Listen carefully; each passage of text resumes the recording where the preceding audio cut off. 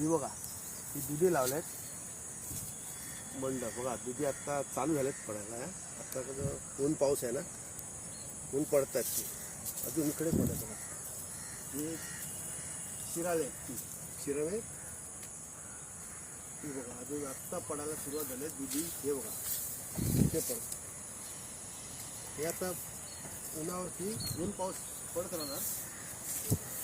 आजच सकाळी मी काढून घेतले इकडचे, तरी पण आहेत.